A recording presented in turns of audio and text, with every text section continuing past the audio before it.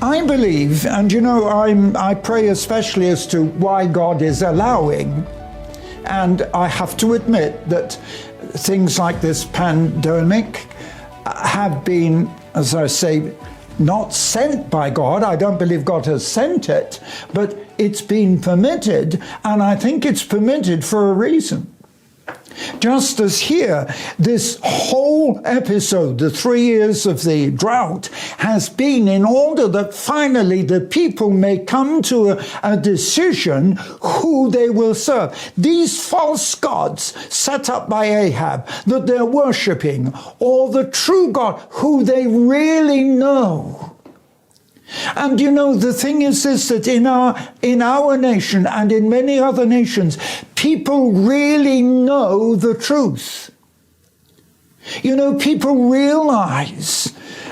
It always amazes me because when you have children dying, the parents say, oh, that child has become an angel or is a star. So there is a belief in afterlife. And I find in most sections of the community, even amongst unbelievers, there is a background of Christian knowledge. So many people know Scripture, so many people know the truth, but they have not made the right decision. They're serving the wrong God. So then, what Elijah does is he calls the prophets and he sets up the challenge. Now, come on, this is a challenge. Let's see who's the real God.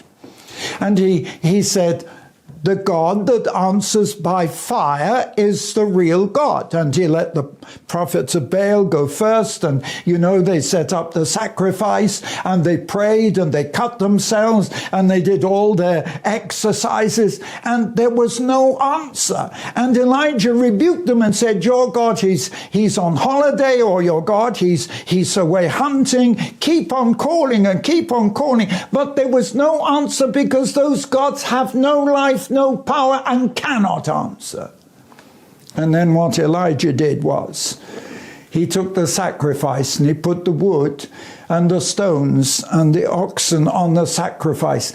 And then, as if that wasn't enough, he poured barrels of water on so that the whole thing was soaking wet. And only then, when it was totally impossible to get the answer. And if you can understand, here is Elijah going to call upon God for a miracle. And Elijah has done everything to make it more difficult. And yet when he begins to pray, and when he calls upon God, God sends fire from heaven. And that fire was so miraculous, there's no way that it was human. It was so miraculous that what it did was it burned the sacrifice, the wood, the stones, and even dried up the water that was in the trench. I've spent a lot of time in Israel, and in my early days, I was privileged to go there with a great man of God who had lived in Israel through the First World War and had spent so many years there. And the interesting thing is that man showed me a piece of stone that, in fact, he took me to the place where the sacrifice was on Mount Carmel. And he showed me this stone. And he said, this stone is so unusual. It's blue. And he'd taken it to the Atomic Research Station in England. And they had said that stone could only have been formed by atomic power. So the only kind of fire that could come down on Mount Carmel and change and lick up stone, wood, water was not ordinary fire. It was atomic power, controlled atomic power. Now, do you understand the greatness and the power of God? You see, when God works miracles, those miracles are so powerful, so decisive, that it changed the whole nation. And of course, then Elijah was able to say to Ahab, God will send the rain. You know that story. But the fact is this, I want to turn you back to this miracle. I believe there comes a time, and it may well be, that this is the challenge we as Christians are facing now. That God has to demonstrate his power. I believe, come on, this nation is in such a sinful, godless state that God has to show and demonstrate his power today.